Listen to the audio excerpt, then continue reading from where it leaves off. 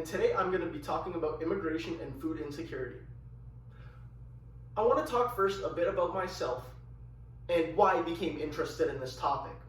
I'm a 20-year-old fitness, health, and nutrition enthusiast.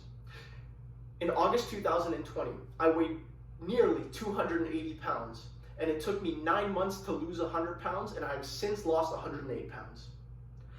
I have learned an immense amount of information about fitness, health, nutrition, food intake, food consumption, and everything health related.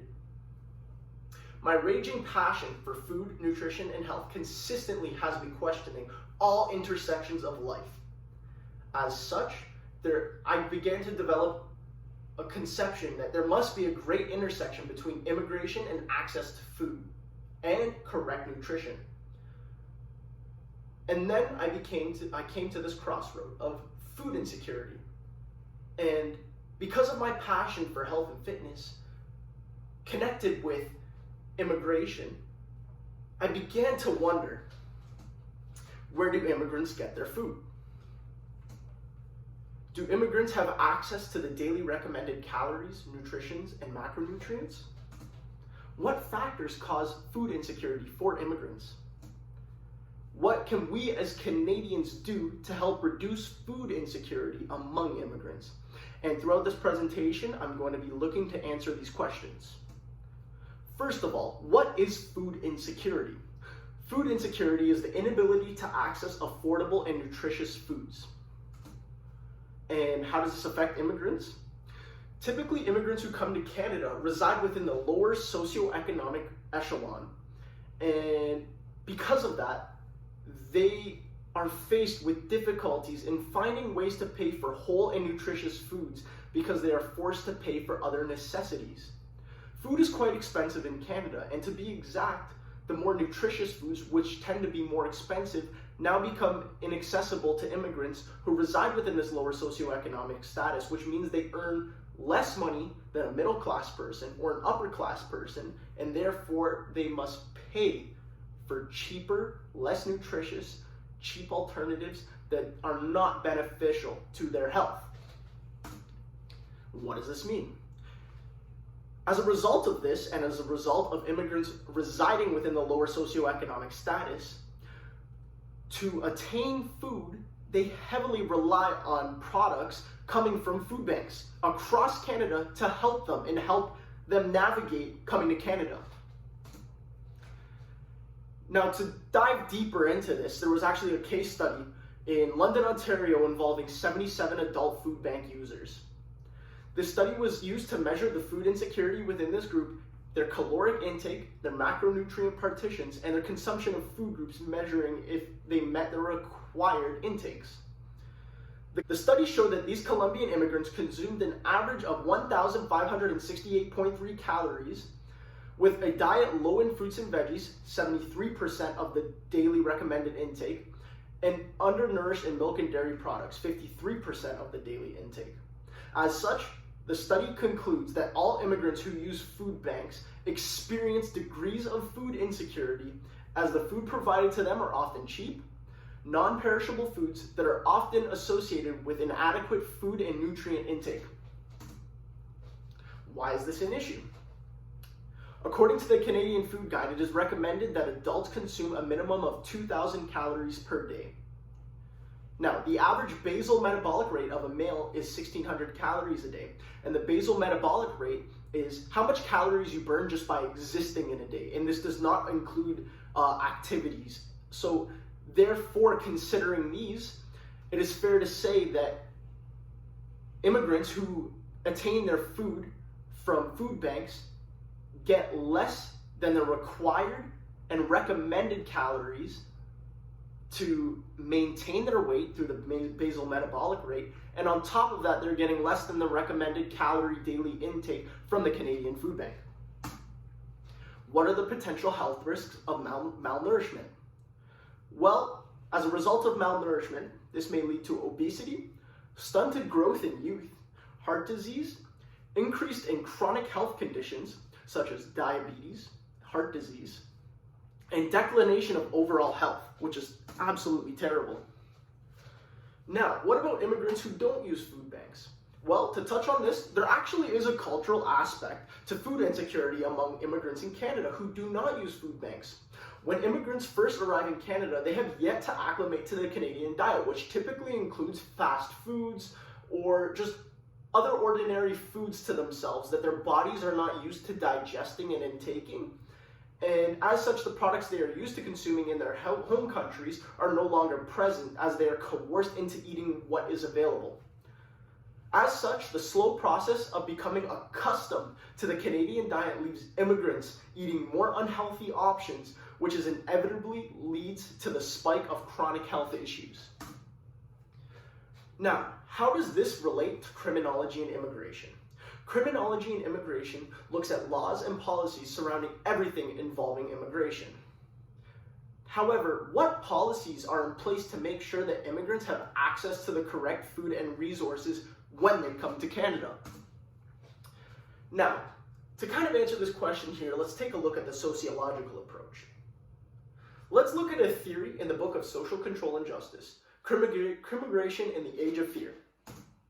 Now, more specifically, I'm going to dive mostly into two of these four theories. The first theory of culture fear highlights how policies of repression and control help highlight the historic demonization of immigrants. As well, it is also highlighted that culture fear is influenced by the environment surrounding the immigrants. Doing so, this causes a sense of alienation and isolation. More specifically, culture fear is all aspects of society, such as crime, trafficking, drug abuse, prevalent within society to evoke fear from their residents. The fear of these actions increases vulnerability within these groups, who are affected most, and therefore is subject to an increase of crime rates because of this. Well, how does this first theory relate to food insecurity and immigration? Well, as you can see, food insecurity can be a factor that leads to strain.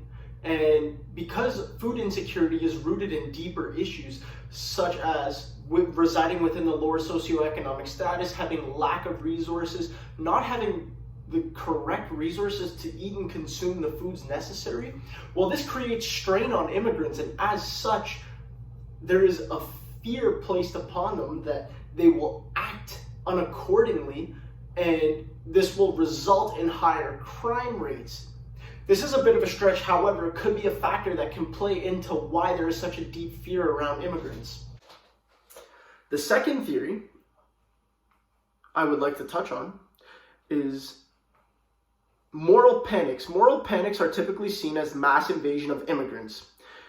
What this does is it creates fear and panic within the residents, and they are subject to a new invisible danger while at the same time being subject to the dangers in their day-to-day lives. The media plays a heavy factor in the moral panics theory, and this acts as a catalyst for the mistreatment and inequity of immigrants as they are painted in the image of danger and untrustworthy. Now, how do these theories relate to food insecurity, crime, criminology, and immigration?